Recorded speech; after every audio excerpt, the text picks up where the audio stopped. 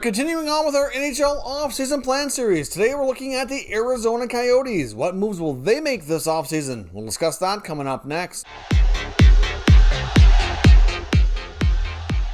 So welcome back to another video here at Top Shelf Hockey. Now, as I mentioned, today we're analyzing the offseason for the Arizona Coyotes. Now, they're a team I expect to be relatively busy, making a lot of different moves. They have a lot of things that they need to look after this offseason. So first up, we're going to get started by looking at their regular season stats, analyze how things went, take a look at what they have for available cap space, the draft and draft picks and that kind of stuff. And then we're also going to look at their contracts that they can have to look after. So the RFAs, the UFAs, and what are the top burning questions facing this team heading into the offseason? Let's get started here by looking at their regular season stats. Arizona Coyotes finished with a 24, 26, and 6 record for 54 points out of the playoffs, of course, but not by a whole lot. They finished with a minus 23 goal differential.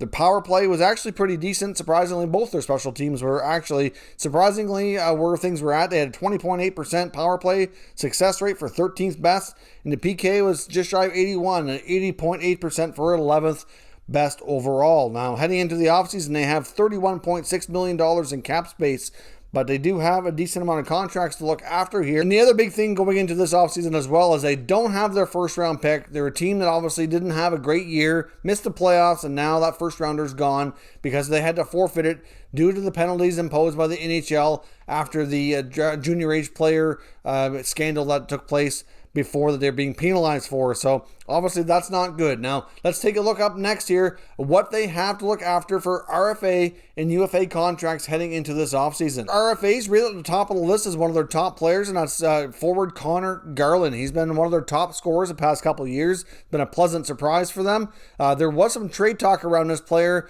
heading to the deadline, not so much that they really wanted to get rid of him or anything like that, but just the fact that he was getting a lot of interest from other NHL teams heading into the deadline, being on ELC, not making a ton of money, but having a good production, was gaining, interest from other franchises. And I'm not really sure how GM Bill Armstrong proceeds here, but I would suspect they would prefer to sign and keep him, considering he's been one of the few players putting up good offensive numbers.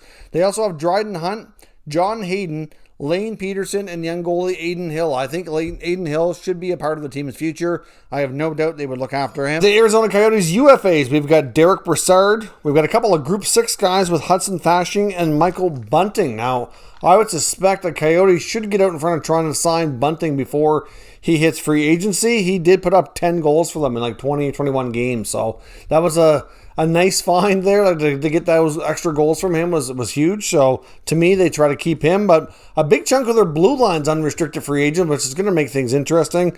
Obviously, we got Alex Goligoski, Nicholas Chalmerson, Jason Demers, Jordan Osterley, Aaron Ness, and then you've also got goaltender Antti Ranta. So a lot of defensemen there. It's hard to really say who comes back and who doesn't, but we'll analyze that a little bit further in the next segment, which is our 5 burning questions. So let's dive into that next. What are the top questions the Arizona Coyotes need to answer heading into next season?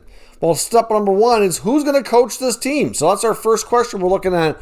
We got GM Bill Armstrong after his first season on the job. Obviously, Rick Tocchet is not going to be back. They parted ways. You can't really say Tocchet got fired, but obviously his contract was expiring. The Coyotes didn't seem interested in bringing him back, and he was interested in moving on too. So I think it was kind of a mutual on both sides is basically how they made it sound. Hard to say exactly what was said behind the scenes, but either way, they need a new head coach. We've had a lot of rumblings with other teams and head coaches.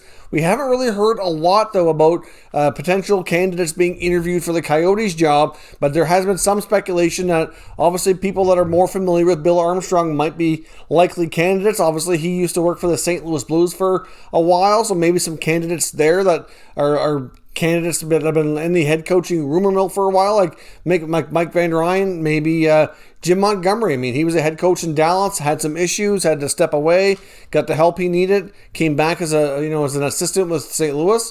Maybe he gets a shot. I don't know. I mean, those are just St. Louis connections, but we don't really know a lot of other guys that have been rumored to be linked to the Coyotes. I mean, there's lots of great free agent coaches out there, like Mike Babcock. You've got Gerard Gallant. Obviously several others out there too. Bruce Boudreau's another one.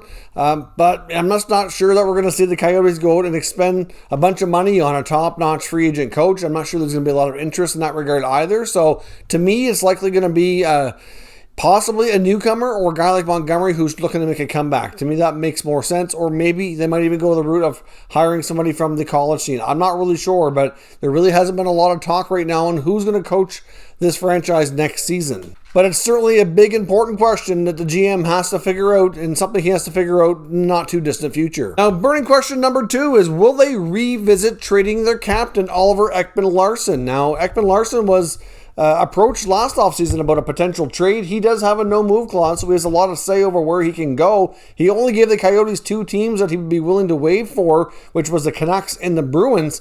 Obviously, a trade never materialized. It was rumored that there was a lot of talks between both sides. Vancouver appeared to be more interested than Boston, and at least that's the way it sounded.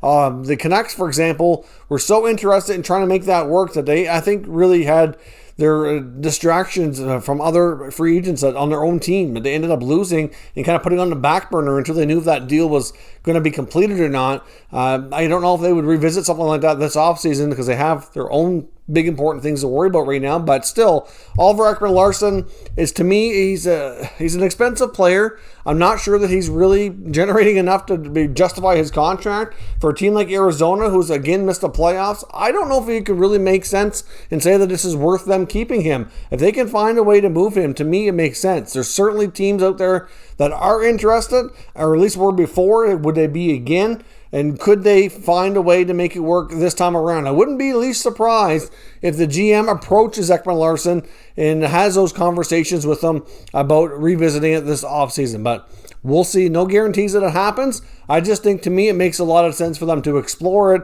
and see if he'll open up and give them any more teams to work with this time around. Now, another veteran guy on the team that you have to wonder what his future holds as well is Phil Kessel. A couple of reasons here. For one, he's entering the last year of his contract. So obviously, if they were to trade him, they have more options. They could retain a little bit of salary. There's already some salary retained on that contract right now that from when he was originally traded from the Leafs a few years back.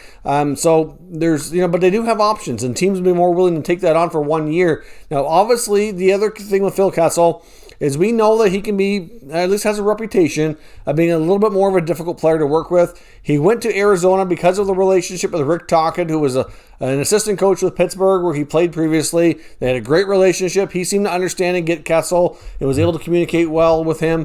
And now that he's not there, I just wonder if Kessel's desire to move on might be more prominent too. And instead of given the fact that he's got 1 year left, it hasn't really worked out for him the best in Arizona compared to what he put up offensively in his other previous stints between Pittsburgh, Toronto, and even early in his career in Boston. I think Phil Kessel still has some gas in the tank, and another team that would be closer to being a Stanley Cup contender might be interested to add him as a more of a secondary piece. That's what he is. That's what he provided in Pittsburgh, a team that he can be the 4th or 5th top scorer on, but be that secondary scoring that they need to get over the top.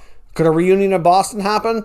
I know there's been some people out there mentioning it before. I'm not really sure that they would go down that road, but it's something interesting to think about. But either way, regardless of where he goes, I can see a scenario unfolding this offseason where Phil Kessel finds himself on the move. Another interesting player that they need to ask questions about here is Connor Garland. Do they trade him or do they sign him? Now, I know there was a lot of talk about this player around the deadline about maybe being traded, but I think more of that talk was coming from teams being interested in him more so than the Coyotes wanting to move him. So I'm not really convinced that they will go down that road, especially right now. I think that trade talk might calm down anyways. One of the biggest drivers behind that was the fact he was still on an entry-level deal. We know he's going to get a pretty decent raise. He's played well the last few years, put up some solid stats. He's going to get paid much better than an ELC will provide. So obviously that last year of that contract was, a nice cap hit for a team looking to add another scorer heading into the playoffs. Well, he won't have that anymore, so I think the trade appeal will certainly die down, and I think he's more likely to stay with the Coyotes. But to me, he's one of the few players providing an offensive spark for them. They need to find a way to get this deal done. It's an important piece for them. He's still young, and he could be one of their kind of core pieces of a younger group to build around for the future. And lastly here, the last question we have for the Coyotes is who is going to play defense? Most of the blue line are free agents. A lot of them are older veterans too that, might not be worthwhile bringing them back into the fold. I mean, they still have a few guys under contract, and the only real prospect that to me would be likely ready to make the jump would be Victor Soderstrom. So, they don't have a lot of great rookie defensemen that can jump into the mix here. So I think we're going to see a scenario with the Coyotes, I mean, are they going to want to bring back Goligoski and Chalmerson both? It's probably doubtful. I think Chalmerson might be the more likely one, but still, like, they need some flexibility here, but they also need some help back there. I can see the Coyotes being a team that dips into free agency or tries to maybe swing a trade or two to bring in another defenseman. They need somebody to come in and play back there, and if they end up trading Ekman-Larsson, there would clearly need to be at least one or more defensemen coming back in that trade as well.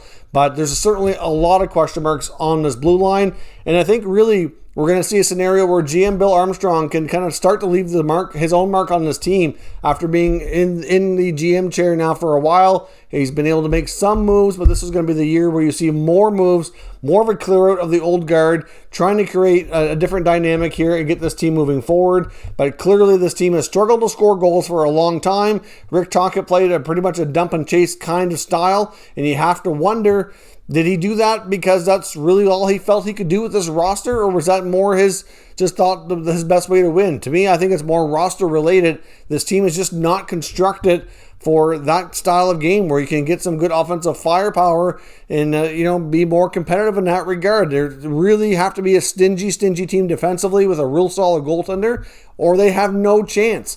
So you have to play a certain way, and to me, that's the way Tocchet designed them, which just isn't conducive in today's NHL, in my opinion, for a lot of success. So I think we'll see GM Bill Armstrong take a different approach here and try to reconstruct this roster with some different pieces and see if they can make some progress next year. But I do think they have a lot of work to do, given the fact that they're low on draft picks because of the forfeiture, because of the trouble they get into for the junior age players that they were obviously accused of doing some testing on that they weren't supposed to be. So they have no first round pick this year. They also don't have a third round pick. They do have a second and a fourth and a fifth. So I mean, they have some picks, but for a team that's low on prospects, they also are low on picks. That's not great. And that's the other thing about trading guys like Kessel and Ekman-Larsson. They really need to recoup in the draft pick category, and those two guys could be the types of players to bring back, potential higher draft picks with them, along with some other pieces that can help them now as well. So let me know your thoughts on the Coyotes offseason in the comments, and we'll discuss further. If you're new to the channel, make sure you subscribe and stick around. We'll keep you up to date with all the latest news in all 32 teams, and of course, stay tuned for the remainder of this series. Thank you for watching, and I'll catch you next time.